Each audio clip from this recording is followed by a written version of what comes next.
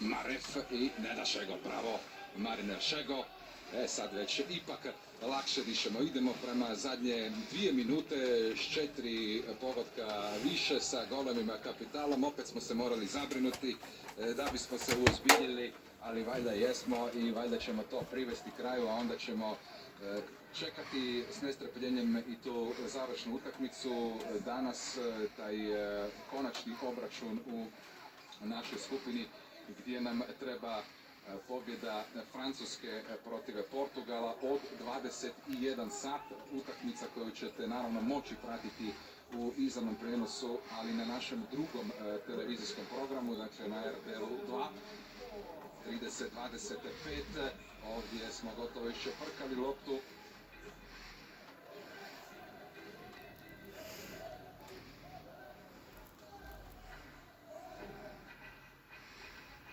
Pavlović odlično odigrao, baš ga je gušt vidjeti ovako raspoloženog povratnika u našu reprezentaciju. Uvijek ima neko dobro rješenje, ne gleda isključivo gol, nego je podređen ekipi, asistira, a zabija iz ovih situacija kada je procjena dobra da se može zabiti. Pravo Pavloviću. Banur, gol, ali to nas više ne bi trebalo pretjerano brinuti. Tek drugi gol Amina Banura, jednog od, kažem, rijetkih igrača koji igra u Europi. Na pragu smo zadnje minute utakmice. Još jednom ću ponoviti kalkulacije. Dakle, nama treba u zadnjoj utakmici pobjeda ili barem remi Francuske i Portugala. Mogla bi biti i pobjeda Portugala, ali to je ipak manje izvjestan scenarij, jer ta pobjeda Portugala za nas mora biti 8 razlike ili čak 7 bi prošlo, ali da Francuska ukupno ne zabije 20 golova u utakmici i nadamo se da će Francuska tu otići s prvog mjesta sa sve 3 pobjede u Tokio i sebi osigurati lakši ždrijeb olimpijskog turnira i da će povući nas u toj prikolici za sobom i da ćemo vidjeti olimpijske igre. Svoje smo odradili ovdje, ne možemo žaliti za propuštenim iz ovakve perspektive zato što smo izgubili 4 razlike, što nije čak ni bila realna slika. Utakmici protiv Francuske zaslužili smo bolji rezultat kako smo igrali, ali kako smo jučer se iščupali iz velike nevolje, moramo biti sretni da smo uopće još u igri. Dobili smo ovo, 30:27, na kraju opet je rezultat koji ne odgovara pravom stanju stvari, jer je naša pobjeda mogla biti i daleko uvjerljivija, ali dobro je sve. Uzeli smo bodove, odradili smo svoje i nekako, Nikša, prije početka ovog turnira znali smo da će s Francuskom biti teško, ali smo se čvrsto nadali i vjerovali da ćemo dobiti ove 2 preostale utakmice i to smo dobili. Točno tako, odradili smo turnir kako treba, u smislu da smo osvojili 4 boda koja smo planirali. Znali smo da će protiv Francuske biti najteže. Ono što veseli, pokazali smo da protiv te Francuske, jake Francuske, smo itekako dobro igrali 45 minuta. Vidjeli smo da možemo stvoriti tih 5 razlike. Hrvoje Horvat je izvukao, pa mislim, i maksimum iz ove ekipe, kad se uzme u obzir da ih je imao samo 3 dana na raspolaganju.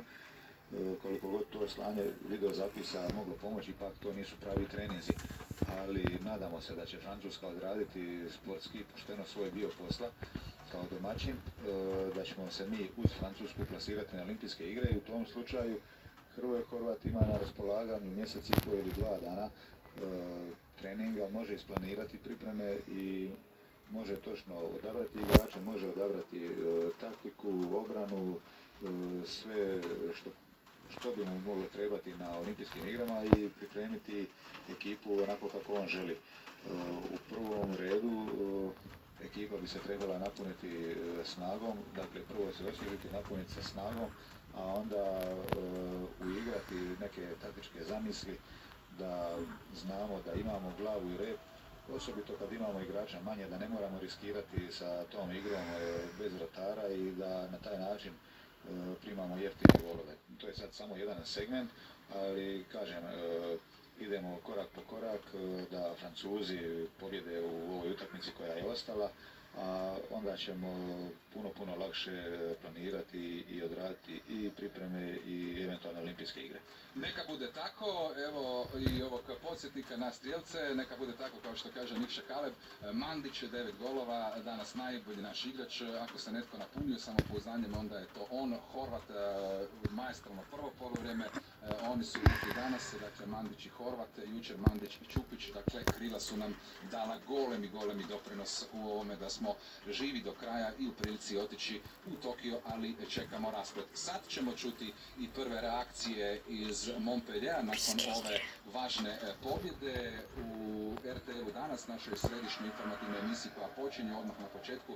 Čućete te prve naše dojmove, a onda poziv za sve vas, ljubitelje rukometa, da pratite zajedno s nama izbivanja u drugoj utakmici od 21 sat ovdje iz Montpelliera na RTL-u 2, dakle završni obračun i trenutak istine za Hrvatsku, dvoboj Francuske i Portugala. Toliko za sad, ostanite uz naš program, slijede izjave.